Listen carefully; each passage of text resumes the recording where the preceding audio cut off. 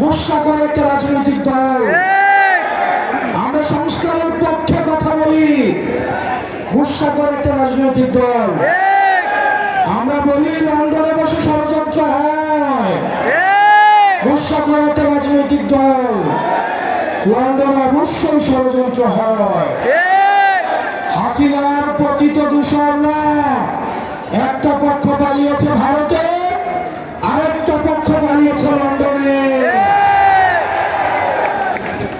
সুতরাং যারা ফেসিবাদ বিরোধী রাজনৈতিক দলে যারা আছেন, আপনারা গুসা করেন না। চাঁদাবাজি যদি আপনারা না হন, আপনাদের গায়ে তো লাগার কথা না। টেন্ডারবাজি যদি না হন, আপনাদের গায়ে তো লাগার কথা না। আপনারা কি সংস্কারের বিরোধী অবস্থান নিয়েছেন? যদি গুসা করেন তাহলে ধরে নিব আপনারা এই সংস্কারে বাধা দিচ্ছেন। প্রিয় তরুণ প্রজন্ম, এখানে আমার যে ভাইরা উপস্থিত হয়েছেন, পরবর্তী বাংলাদেশ আমাদেরকে বিনির্মাণ করতে হবে। পরবর্তী বাংলাদেশ আমাদের সাকিব শাহরিয়ার ভাইরা করবে।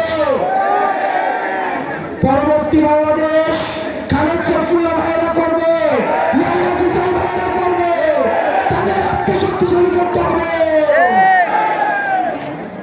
ভারতে বসে, লন্ডনে বসে আওয়ামী লীগের পতিত দূষণরা এখনো পর্যন্ত ষড়যন্ত্র করে যাচ্ছে।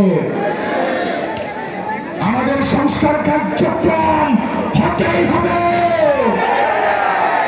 তাতে যদি কেউ বাধা দেয় তাহলে আমরা ধরে নিব আওয়ামী লীগকে পাহারা দেওয়ার জন্য আওয়ামী লীগের এক্সটেনশন হিসাবে আপনারা এই দেশে কাজ করে যাচ্ছেন।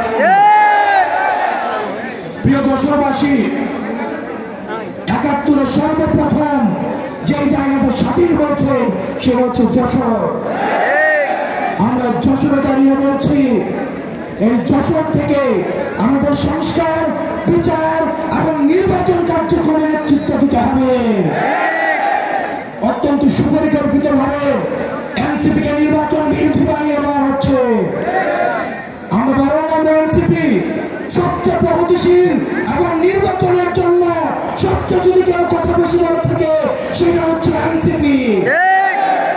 আমরা এনসিপি সংস্কার চাই, আমরা এনসিপি বিচার চাই, আমরা এনসিপি নির্বাচন চাই।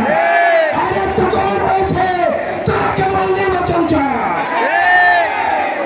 আমাদেরকে তিনটাই দিতে হবে। আমাদের সংস্কার দিতে হবে, নির্বাচন দিতে হবে, বিচার করতে হবে। তিনটাকে একসাথে করতে হবে। আর যারা শুধু একটাই যাচ্ছে তাদের কোনো চলতি রয়েছে। তারা নির্বাচনও চায় না, তারা বিচারও চায় না, তারা সংস্কারও চায় না। প্রিয় যশোরবাসী, আমাদের ঐক্যবদ্ধভাবে আমাদেরকে পরবর্তী বাংলাদেশের নেতৃত্ব দিতে হবে।